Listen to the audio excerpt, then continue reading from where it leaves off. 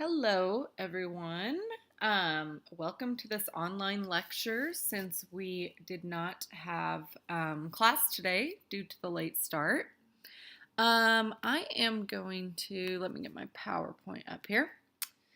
This will be a pretty short lecture, but it'll provide information that will help you with your quiz that you'll take at the end of this week. So, since we don't have class this Friday and we didn't have class today, I thought I would record a short lecture just so you have the information you need for your quiz. So we are going to finish up I think it's chapter 5 on sport social responsibility. And then we're going to talk a little bit about community relations and engagement. So, game plan, I think I have a couple announcements I'll mention, and then we'll finish those 2 lectures. And I think my PowerPoint slide has an ICA, but you will not need to complete that. I will delete that before I post it on Blackboard. So, first of all, obviously, I can't ask you if you have any questions right now and have you answer me, but we did change around several things on our course calendar. So if you do decide that you have some questions about all that, just shoot me an email. And secondly, we talked a little bit about the blood drive on March 4th. So if you have any questions about that, the link should be in this PowerPoint to sign up. So once it's posted on Blackboard, you can sign up if you are willing to do so. Here's the ICA we were going to do, but as we didn't have class, we will go ahead and pass on that and do it maybe next week or something. Or in 2 weeks, because we only have one class next week and we have a guest speaker. So moving on, let's finish up this discussion of SSR. As we talked about, it stands for Sport Social Responsibility, which is similar to corporate social responsibility, made up of 4 elements: economic responsibility, legal responsibility, ethical responsibility, and lastly, philanthropic responsibility. So we have this idea of SSR as a competitive advantage. How do sporting organizations use SSR as a competitive advantage? Well, they can offer their product for a lower price than another area, or they can provide greater benefits and service for their fans, the people who attend their games, any of their stakeholders. Usually when we see SSR used as a competitive advantage, we find it in the elements of ethical and philanthropic responsibility. So those are the 2 elements that SSR is utilized most frequently. You would think it would be economic, but it's actually ethical and philanthropic. And what does this competitive advantage do? It establishes a connection between a team, a franchise, or an organization, and the major stakeholders on an intrinsically ethical and values-based level. So when we use SSR as a competitive advantage, we're really trying to do so in an ethical manner, and it's really values-oriented. As far as examples, the best one that I could come up with, I think, would be anytime you see, like, for instance, the KU basketball game that had the teddy bear toss, I think, this year. That's an example of SSR, and they were using that as a competitive advantage over other teams in the Big 12. You know, not all teams do that, and it probably gives KU a bit of that competitive advantage. So, we also see SSR as a component of sport relationship management. So basically, this is what we've talked about all semester. You can use SSR, Sport Social Responsibility, to develop these strong relationships with stakeholders in your organization. And the best example that the textbook actually provides is the example of the IOC, the International Olympic Committee. The International Olympic Committee emphasizes values of friendship, unity, solidarity, and universality. So if you look at the IOC, you go to their website, these things, these traits, these ideas that are really important in a relationship are really emphasized by this organization. However, even though we talk all about relationships and having these good relationships with our stakeholders, there's usually an idea of sponsorship involved, which offers benefits for both people in the relationship. I think several of you mentioned you may have taken marketing sponsorship classes, especially if you are a business student. Sponsorship is this concept that both parties involved have a benefit from the relationship. So that pretty much ties up chapter 5. Feel free to go through and look at all the slides, the stuff we talked about last week, or not last week, sorry, Monday. But that pretty much wraps up chapter 5. Not super complex, but everything you need for the quiz will be on the slide. So now we're going to cover chapter 6, which talks about community relations and engagement. So the scope of a community in terms of a business or an organization, when they talk about the scope of a community, it's generally local, unless you're talking about these really big companies, or in sports, of course, many pro organizations are known around the world. Community can be extended globally. So in the background, you can see a picture of LeBron James joining the Lakers. The Lakers, in my opinion, are an organization that's known throughout the world. Regardless of if you're a basketball fan or not, they're just, well known because of the success they've had in the past, the stars they've had on their team, that kind of thing. So in Europe, everyone, even if they aren't huge fans of basketball, they know who the Los Angeles Lakers are. That name rings a bell. So when we talk about keeping in touch with our community as an organization, there are many benefits. The benefits that are described in the textbook, I kind of picked the ones that I thought stood out the most. But definitely this idea of giving back to the community that has established the sports organization. Without the community, it's very unlikely that that sports organization would be thriving as well as it is. Especially I think this is really important in college sports. A lot of times, the towns or the communities associated with good college sport teams are all in terms of the community. Everyone in that community, generally speaking, is a big supporter of the university in the way they can. It generates goodwill. It generates political capital, so you have some of that. Now, political, not necessarily talking about like presidents and senators, things like that, but more the idea of we have a little bit of power when we're at city council meetings, for instance, because we're a big part of the town. It allows the organization to keep in touch with local issues and needs because, they're kind of at the forefront of the community. Delivers positive messages in a cluttered communication environment. We talk a lot about how communication these days is so cluttered because you have communication on so many different channels, television, newspaper, social media, radio, there's podcasts. I mean, it's a cluttered communication environment that we live in. And this, when teams or organizations have relationships with their local community, they're able to really deliver positive messages up front. And finally, shape the public agenda on matters important to the sport. So very similar to that idea of political capital. A lot of times, I don't know, with universities, they talk about their athletics department being the front porch of the institution. It's kind of the welcoming, athletics is kind of the face of the institution with a lot of universities and colleges in the United States. So not only for the community, but for the institution as well. It's important to have those good relationships for several benefits. So some examples of where we see this community relationship is in the NBA. We have Basketball Without Borders.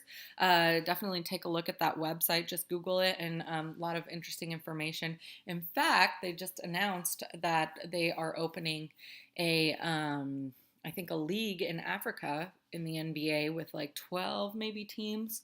But the NBA has always been kind of trying to have this relationship with the community, if you could call it that, the community of the continent of Africa, and implementing basketball there. The International Olympic Committee has the care for their environment as a fundamental pillar. If you have ever, followed the Olympics, not just the sporting events, but everything that goes on around the Olympics, a lot of environmental steps are taken to kind of ensure the environment is not getting damaged by the Olympics. And then lastly, Barcelona, the soccer program in Europe, super active in this AIDS awareness with UNICEF. So again, these are just a couple examples. There's millions out there. So now we're going to shift to this idea of ethical consumerism. Basically, what ethical consumerism is this idea that your buying behavior reflects a concern with the problems of the third world. So when you're buying, whatever you're buying, you or what the organization is buying or what a company is buying, if you are an ethical consumer, you're doing so with considering the problems of places that are less advantageous than you are. So it takes into account the public consequences of your own private consumption attempts and uses your purchasing power to bring about social trade. So in what areas do we see this? A lot of environmental issues, fair trade, ethical finance and investment, and animal testing. So it's this idea of thinking globally and acting locally as a consumer. And a lot of this is dependent on your own personal purchasing power, right?